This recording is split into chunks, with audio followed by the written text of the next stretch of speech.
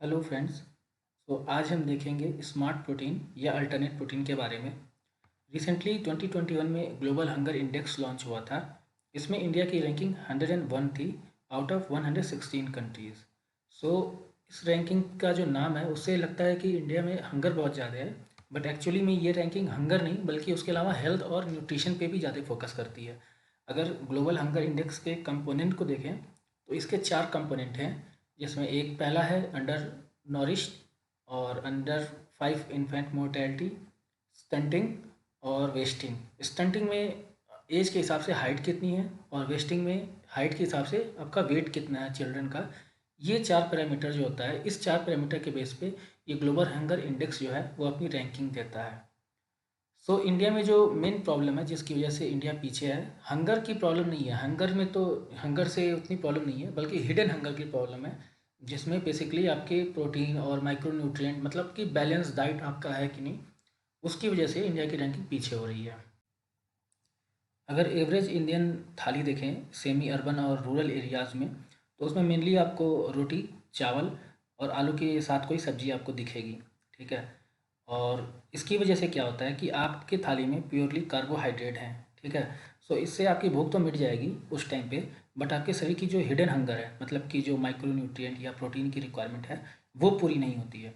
और specially women में जब ये प्रॉब्लम रहेगी, वुमेन में अगर हिडन हंगर है तो फिर जो चाइल्ड होता है उसको अंदर भी मेल न्यूट्रिशन की समस्या होती है।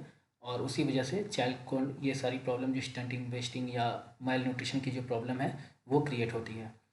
ICMR रिकमेंड करता है कि एवरेज इंडियन एडल्ट को 0.8 टू 1 ग्राम पर KG body weight protein daily लेना चाहिए। बट जो एवरेज इंडियन का जो इंटेक है वो 0.6 ग्राम है। अगर आपका वेट जो है 50 केजी है तो आपको ICMR के अकॉर्डिंग 40 ग्राम से 50 ग्राम तक का प्रोटीन डेली लेना चाहिए। बट एक्चुअली में हम ले कितना रहे हैं, एवरेज एवरेज 30 ग्राम तक का इंडियन जो है वो प्रोटीन लेते हैं। और 2017 का एक सर्वे है जो बताता है कि 73% इंडियन में प्रोटीन की डिफिशियंसी है और 90% लोग को अवेयरनेस ही नहीं है कि डेली कितना प्रोटीन लेना चाहिए। इसके अलावा एक सोशियो रिलीजियस कॉज भी है जिसकी वजह से जो नॉन वेजिटेरियन फूड है वो प्रेफर नहीं किया जाता हिंदू और बुद्धिस्ट और जैनिज्म में। इसकी वजह से भी एक प्रॉब्लम क्रिएट होती है मेल न्यूट्रिशन की या प्रोटीन डिफिशियंसी की। जैसे रिसेंटली कर्नाटका ने मिड डे मील स्कीम जो है, जिसमें कि प्राइमरी स्कूल तक के जो बच्चे होते हैं उनको गवर्नमेंट लंच कराती है आफ्टरनून में। सो उसमें क्या होता है कि उसमें प्रोटीन डिफिशियंसी को काउंटर करने के लिए गवर्नमेंट ने एग प्रोवाइड करने का वो किया था कि एग भी रहेगा खाने के मेन्यू में। बट उसमें क्या हुआ कि जैन और बहुत से रिलीजियस जो ग्रुप थे उन्होंने उसका अपोजिशन किया और कई जगह प्रोटेस्ट भी हुए थे। ये एक चैलेंज है कि प्रोटीन डिफिशियंसी जो होता है, जो हमारा एक रिलीजियस रीजन भी है जिसकी वजह से प्रोटीन डिफिशियंसी काउंटर करने में मुश्किल होती है। ये जो रिलीजियस रीजन की वजह से प्रोटीन डिफिशियंसी का एक कारण है जिसमें नॉन वेज फूड नहीं खाते हैं। उसका एक अल्टरनेटिव जो है वो अल्टरनेटिव प्रोटीन या स्मार्ट प्रोटीन है। ये बेसिकली 3 कैटेगरीज के होते हैं।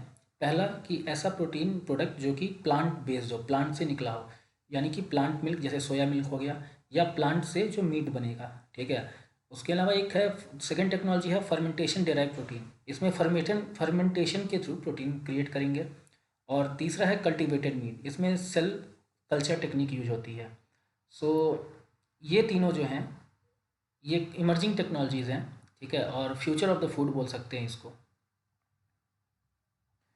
अगर ये हम इमेज देखें तो ये इमेज जो है ये प्लांट बेस्ड मीट का है। इसमें आप देख सकते हैं कि इसका लुक हो गया, टेक्सचर हो गया या टेस्ट है जो, वो सभी जो ये बना पूरा प्लांट से है, बट ये देखने में बिल्कुल मीट जैसा है और इसका टेस्ट भी मीट जैसा होता है। वैसे ही अभी डोमिनोज ने एक अनथिंकेबल पिज़्ज़ा लॉन्च किया है इंडिया में। ठीक है। जो कि 100% चिकन लाइक है बट 100% वेजिटेरियन है। मतलब कि इसमें जो टॉपिंग्स हैं वो चिकन वाली वो प्लांट से डिराइव हुई हैं। ठीक है। तो टेस्ट में बिल्कुल चिकन लगेगा, देखने में भी चिकन जैसा लगेगा। ठीक है। बट वो है वेजिटेरियन। और इसमें प्रोटीन भी जो है चिकन में जितना प्रोटीन मिलता है वो प्रोटीन इसमें मिलेगा। जो प्लांट बेस्ड मीट है उसके लिए soya, jackfruit, peas, beans, wheat, gluten जो होता है, इनके एक्सट्रूजन टेक्नोलॉजी यूज़ करते हैं उसको टेक्सचर देने के लिए, जिससे कि उसका जो लुक होता है वो मिमिक करता है ओरिजिनल मीट की तरह से। आपको देखने में मिलेगा कि हाँ वो चिकन का मीट है, ठीक है, लुक, टेस्ट, विजुअल अपील, हर चीज़ वो एनिमल मीट की तरह लगेगा, बट एक्चुअली में वो प्लांट का होता है। सो हमारे जो वेजिटेरियन लोग हैं भाई बहन, वो इसका यूज़ कर सकते हैं, अब नॉनवेज की जगह प्लांट बेस्ड मीट खा सकते हैं। इससे इनकी जो प्रोटीन वाली प्रॉब्लम है वो सॉल्व होगी, और दूसरा वो वेजिटेरियन के वेजिटेरियन ही रहेंगे। सो स्मार्ट प्रोटीन में जो हमने दूसरी कैटेगरी देखी थी वो कल्टीवेटेड मीट की है। तो पहला तो हमने देख लिया कि प्लांट से बनता है, दूसरा जो है वो कल्टीवेटेड मीट का है। कल्टीवेटेड मीट में क्या होता है कि आप एनिमल के ही एक सेल लेते हो, आप एनिमल को मारते नहीं हो। नॉर्मली हम क्या करते हैं कि एनिमल को मारोगे, चिकन को मार के उसके बाद उसका मीट लेते हो, बट इसमें क्या करोगे कि चिकन जो होता है उसका एक सेल लोगे, ठीक है, और उस सेल को आप एक सेल लाइन क्रिएट करते हैं लैब में, ठीक है, और फिर बायो रिएक्टर के यूज़ करके बड़े लेवल पे, इंडस्ट्रियल लेवल पे हम पूरा एक सेल का वो मीट बना लेते हैं ये। सो अगर ह्यूमन एनालॉजी देखें तो स्टेम सेल जो होता है, स्टेम सेल का यूज़ करके हम उसको किसी भी ऑर्गन, ह्यूमन के किसी भी ऑर्गन में क्रिएट कर सकते हैं। सो वैसे ही इसमें क्या करते हैं कि एनिमल का सेल लेंगे और उसको फिर कल्चर करके एनिमल का कोई भी बॉडी पार्ट बना सकते हैं, ठीक है। तो ये बेसिकली इसी को सेलुलर एग्रीकल्चर बोलते हैं। ये सेल बेस्ड मीट है, ठीक है, और एनिमल सेल को कल्टीवेट करते हैं मीट की तरह, ठीक है। इसमें भी टेस्ट, लुक, फील जो होता है बिल्कुल मीट का होता है, और न्यूट्रिशनली इक्विवेलेंट होता है, इसमें न्यूट्रिशन आपको पूरा मिलेगा। बस मेन डिफरेंस जो है वो है कि कैसे आप इसको प्रोड्यूस कर रहे हो। सो ये जो है इसमें बस एक प्रॉफिट हो रहा है, एक बेनिफिट है कि एनिमल को क्रुएल्टी, जो एनिमल से क्रुएल्टी है वो नहीं हो रही है, बाकी वो है एनिमल डेराइव्ड ही, ठीक है, बट लैब में बना है वो, या इंडस्ट्रियल लेवल पे बना है। अब तीसरा जो ऑप्शन तीसरा था वो फर्मेंटेशन है। इसमें फंगाई, जो माइक्रो ऑर्गेनिज्म होते हैं जैसे फंगाई, बैक्टीरिया, ये यूज होते हैं प्रोटीन प्रोडक्शन के लिए। अब इसका अगर बेनिफिट देखें, सो एनिमल एग्रीकल्चर में, एनिमल हस्बेंड्री में जो जो प्रॉब्लम होती है वो प्रॉब्लम इससे हम लोग सॉल्व कर सकते हैं। सो जो पहला बेनिफिट होगा वो diversification of protein supply chain है। अभी हम क्या देखते हैं कि जैसे कि एनिमल हस्बेंड्री वाला जो है चिकन हो गया, या जो एनिमल मीट है, वो आपके प्रोटीन के मेन सप्लाई सोर्स है, ठीक है। सो अगर कोई प्रॉब्लम आती है, कोई डिजीज आ गई या कोई डिजास्टर आता है तो वो डिसरप्ट हो सकता है, बट अगर आपका इंडस्ट्री स्केल पे अल्टरनेट प्रोटीन बन रहा है तो आपकी सप्लाई चेन रेजिलियंट रहेगी। सेकेंड पॉइंट है पब्लिक हेल्थ। सो इस पॉइंट ऑफ व्यू से अगर देखें तो हमारे जो स्लॉटर हाउस होते हैं उसमें हाइजीन की प्रॉब्लम रहती है। सो उसकी वजह से जो हमारे ट्रेडिशनल इन्फेक्शंस हैं, ठीक है, जैसे कि इकोली बैक्टीरिया से होता है, वो उससे हम एक्सपोज हो जाते हैं। दूसरा, न्यू जेनेटिक डिजीज़, हमने जैसे देखा कि जेनेटिक डिजीज़ वो होते हैं जो एनिमल से ह्यूमन में ट्रांसमिट होते हैं, जैसे कि स्वाइन फ्लू है, बर्ड फ्लू है, आपका कोरोना वायरस भी कहा जा रहा है कि जेनेटिक डिजीज़ था। सो जैसे जैसे आपकी डिमांड बढ़ेगी मीट की, वैसे वैसे आपका एनिमल हस्बेंड्री बढ़ेगा, और वैसे वैसे रिस्क बढ़ेगा कि आपको जेनेटिक डिजीज़ नई नई आती रहेंगी। थर्ड प्रॉब्लम एंटीबायोटिक रेजिस्टेंस की है। सो हम जानते हैं कि डेयरी सेक्टर में जो कैटल होती हैं जैसे गाय या भैंस, उसके लिए एंटीबायोटिक बहुत ज़्यादा यूज होता है, बल्कि ओवर यूज होता है। सो उसमें क्या होता है कि जो एंटीबायोटिक का जो रेसिड्यू होता है वो फिर मिल्क के थ्रू या मीट के थ्रू हमारे अंदर आता है। सो हमारी शरीर जो है वो एंटीबायोटिक से लगातार एक्सपोज होती जा रही है, और इसकी वजह से जो हमारी एंटीबायोटिक जो बैक्टीरियल डिजीज़ हैं उससे हमारा शरीर रिस्पॉन्ड नहीं करेगा। सो एंटीबायोटिक रेजिस्टेंस के बहुत से कॉज हैं, जिसमें एक मेजर कॉज ये डेयरी सेक्टर की वजह जो ओवर यूज हो रहा है वो भी है। और एंटीबायोटिक रेजिस्टेंस एक बड़ी प्रॉब्लम बन के आ रही है। हम देख रहे हैं जो ट्यूबरक्लोसिस डिजीज है वो रिस्पॉन्ड नहीं कर रहा है। बहुत सी एंटीबायोटिक जो हैं वो फर्स्ट लाइन ऑफ डिफेंस जिनको बोलते हैं वो इनफेक्टिव होती जा रही हैं, ठीक है। और मेडिकल एक्सपर्ट ने ये प्रिडिक्ट किया है कि 10 मिलियन एनुअल डेथ जो होगी, मतलब कि 1 करोड़ डेथ लगभग, वो एंटी माइक्रोबियल रेजिस्टेंस की वजह से होगी by 2050 all over the world. So जो नेक्स्ट प्रॉब्लम है वो ग्लोबल वार्मिंग की है। सो अभी जो एनिमल एग्रीकल्चर हमारा होता है उसमें ग्रीन हाउस गैस का एमिशन बहुत ज़्यादा होता है। यूनाइटेड नेशन के फूड एंड एग्रीकल्चर ऑर्गेनाइजेशन के अकॉर्डिंग जो लाइफ सेक्टर है वो 18% of the green house gas emission के लिए रिस्पॉन्सिबल है, और ये हायर देन ट्रांसपोर्ट सेक्टर, जो ट्रांसपोर्ट सेक्टर आपका है उससे अधिक जो एमिशन है वो लाइव स्टॉक सेक्टर का है।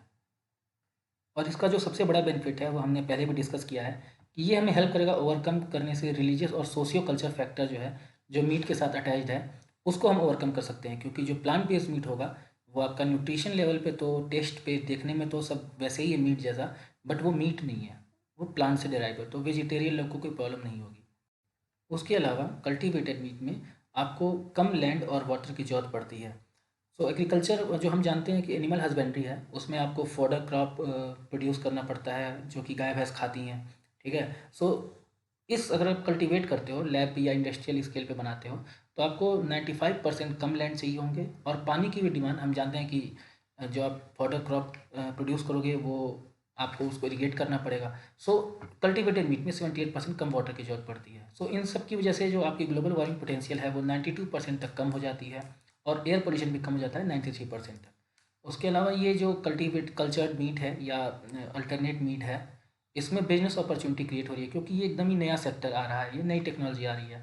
सो कंसल्टेंसी फर्म के अकॉर्डिंग इसका जो बिजनेस पोटेंशियल है वो 370 बिलियन है बाई 2030। सो एक ये बड़ा अपॉर्चुनिटी है, अगर कंट्रीज़ इस टेक्नोलॉजी को अडॉप्ट करती हैं तो इसका बड़ा शेयर वो ले सकती हैं।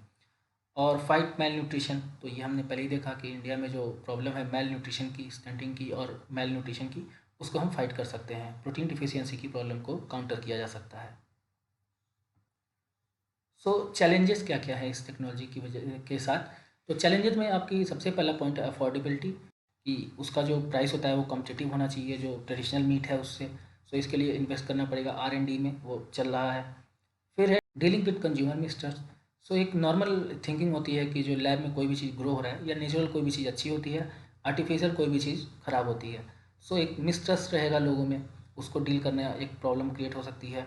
फिर resistance from traditional meat producer. So ये प्रॉब्लम सबसे बड़ी क्रिएट होगी इंडिया में खास करके, क्योंकि हम जानते हैं इंडिया में जो एग्रीकल्चर सेक्टर है प्रॉफिटेबल नहीं है, जो फार्मिंग है, क्योंकि हमारे यहाँ जो 90% फार्मर्स हैं उनके पास 1 हेक्टेयर से या 2 हेक्टेयर से कम ज़मीनें हैं। सो उसमें गवर्नमेंट क्या करती है, उसको एग्रीकल्चर प्रॉफिटेबल बनाने के लिए एनिमल हस्बेंड्री और फार्मिंग को मिक्स करती है, कि क्रॉप भी आप करिए बट साथ में काऊ या बफेलो भी रखिए, जिससे आपका एक अल्टरनेट सोर्स ऑफ इनकम भी बना रहे। सो हमारे यहाँ की डेयरी इंडस्ट्री जो है वो बहुत बड़ी है, ठीक है, और उसके अलावा आपका पोल्ट्री फार्म और ये मीट इंडस्ट्री भी काफ़ी बड़ी है। सो अब इन ट्रेडिशनल इंडस्ट्रीज़ को चैलेंज आएगा एक ऑर्गेनाइज सेक्टर, जो ऑर्गेनाइज फूड प्रोसेसिंग कंपनीज होंगी उनसे। सो ये एक प्रॉब्लम क्रिएट होगी, और हम जानते हैं एग्रीकल्चर कितना सेंसिटिव इश्यूज़ है। अभी रिसेंटली हमने बहुत से प्रोटेस्ट ऑलरेडी देखा हुआ है उस सेक्टर में। उसके अलावा जो है आपके नेक्स्ट चैलेंज है सोडियम या सेचुरेटेड फैट, पाम ऑयल, ये प्रिजर्वेटिव जो ऐड होते हैं आपके प्लांट बेस्ड प्रोडक्ट में। सो वो एक प्रॉब्लम क्रिएट कर सकता है हेल्थ के प्रॉब्लम पॉइंट ऑफ व्यू से। और हमने पहले डिस्कस किया एज ए रूल कि कोई भी चीज़ जो प्रोसेस हुई या लैब में बनी वो उसको सही नहीं माना जाता है as compare to natural things. अब अगर हम ग्लोबल सिनेरियो देखें तो ग्लोबली क्या हो रहा है, तो सिंगापुर, इजराइल, कनाडा ने सपोर्ट किया है अपने अपने कंट्रीज़ में अल्टरनेट प्रोटीन सेक्टर को। सिंगापुर ने परमिट किया है sale of cultivated chicken meat, ठीक है, और उनकी गवर्नमेंट का जो गोल है 30/30, तो उनका एम है कि 30% of the city states nutritional need locally by 2030। वो अपना कोशिश कर रहे हैं कि 30% जो उनकी न्यूट्रिशन रिक्वायरमेंट है बाई 2030 वो लोकली, मतलब अपने देश में ही वो कर लेंगे। अभी आपको पता है कि अगर आपके यहाँ एनिमल हस्बेंड्री बहुत डेवलप नहीं है तो आप उसको इम्पोर्ट करोगे। सो आप इस टेक्नोलॉजी को अगर यूज़ करते हो और इंडस्ट्रियल स्केल पे प्रोड्यूस करते हो प्रोटीन या कल्चर्ड मीट, तो आप फिर लोकली ही अपने सेल्फ डिपेंडेंट हो जाओगे, मतलब कि मोदी जी की भाषा में आत्मनिर्भर हो जाओगे। उसके अलावा नीदरलैंड और यूनाइटेड स्टेट ने यूनिवर्सिटी कोर्सेज लॉन्च किए हैं इस सेक्टर के लिए, तो यूनिवर्सिटी में अब ये पढ़ाया जा रहा है। अब इंडिया का अगर पोटेंशियल देखें तो इंडिया चूँकि एक सनराइज सेक्टर है, ठीक है, तो प्लांट बेस्ड मीट अलोन जो, मतलब हमने पहले देखा कि बहुत सारी बिजनेस अपॉर्चुनिटी क्रिएट हो रही है, तो इंडिया के लिए एक अच्छी अपॉर्चुनिटी है। और इंडिया में हम जानते हैं क्रॉप बायोडाइवर्सिटी बहुत अच्छी है, और हमारे पास पल्स, मिलेट, हेम्प, हर तरह के क्रॉप लगभग हमारे यहाँ प्रोड्यूस होते हैं। सो हमारे पास रॉ मटेरियल की कमी नहीं होगी, ठीक है, और हम ग्लोबल सप्लाई चेन में भी इंटीग्रेट हो सकते हैं as a raw material provider. उसके अलावा हमें हेल्प करेगा ये रेजिलियंट फूड सिस्टम क्रिएट करने में, ठीक है। तो हमने पहले डिस्कस किया था कि डाइवर्सिफिकेशन ऑफ प्रोटीन के जो सोर्सेज हैं उनका डाइवर्सिफिकेशन कर रहे हैं, मतलब कि एक पैरेलल प्रोडक्शन नेटवर्क बनाएंगे। एक प्लांट में जो ऑलरेडी हमारा एनिमल हस्बेंड्री से आता था वो हो गया, उसके अलावा प्लांट बेस्ड और जो कल्चर्ड मीट था, तो एक parallel food production system create होगा। सो आपकी कोई प्रॉब्लम आती है, स्टॉर्म आ गया, ड्रॉट हो गया, वाइल्ड फायर आ गया, फ्लडिंग आ गया, सो उससे आप उसको डील कर सकते हो। उसके अलावा हम ऑलरेडी जानते हैं कि इंडिया जो है बायो फार्मास्यूटिकल में और फर्मेंटेशन कैपेबिलिटी जो है वो इंडिया की काफ़ी अच्छी है, सो उसको हम यूटिलाइज कर सकते हैं। और एग्रीकल्चर वेस्ट की जो प्रॉब्लम है हम देखते हैं, स्टबल बर्निंग जो पंजाब में एक मेजर प्रॉब्लम है, उसके वजह से दिल्ली में एयर पोल्यूशन की प्रॉब्लम क्रिएट होती है। सो हम माइक्रोबियल फर्मेंटेशन करके एग्रीकल्चर वेस्ट जो है उसको कन्वर्ट कर सकते हैं न्यूट्रिशियस प्रोटीन में, ठीक है। तो अगर रिसेंट इनिशिएटिव देखें तो जो क्रॉप रिसर्च ऑर्गेनाइजेशन है, international crop research institute for semi arid tropics, इसने स्टार्ट किया है अपने प्रोटीन कंटेंट को बढ़ाने के लिए क्रॉप में, जैसे कि चिक पीस में प्रोटीन कंटेंट को बढ़ाने का एक रिसर्च स्टार्ट किया है। उसके अलावा सेंटर फॉर सेल्यूलर माइक्रोबायोलॉजी, ये हैदराबाद में है, और national research centre on meat, और ये जो है गुड फूड इंस्टीट्यूट इंडिया, ये एक एनजीओ है, इसके साथ मिलके 4.6 करोड़ की फंडिंग दे रहे हैं कल्टीवेटेड मीट रिसर्च के लिए। कल्टीवेटेड मीट हमने पहले देखा कि एनिमल के ही सेल को लेके फिर आप एनिमल का मीट प्रोड्यूस करोगे, तो उसका एक ही बेनिफिट था कि आप एनिमल को मार नहीं रहे हो, तो क्रुएल्टी नहीं हो रही है। उसके अलावा इंस्टीट्यूट ऑफ केमिकल टेक्नोलॉजी जो है मुंबई में है, वो भी जीएफआई इंडिया के साथ मिलके एक पार्टनरशिप की है, जिसमें रिसर्च सेंटर बनाएंगे for cultivated and fermentation derive proteins.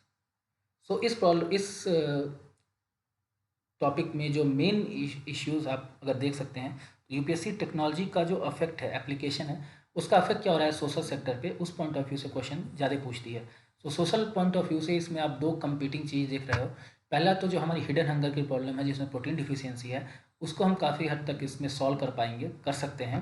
और पर दूसरा जो बड़ी प्रॉब्लम आएगी वो हमारा जो इनकम सिक्योरिटी है, जो कि हमारा डाइवर्सिफिकेशन से जो एग्रीकल्चर फार्मर होते हैं, सो जो वो डाइवर्सिफाई करते हैं अपने लाइवलीहुड के सोर्स को, जिसमें वो फार्मिंग भी करते हैं और आपका डेयरी प्रोडक्ट एनिमल हस्बेंड्री में भी इन्वॉल्व रहते हैं।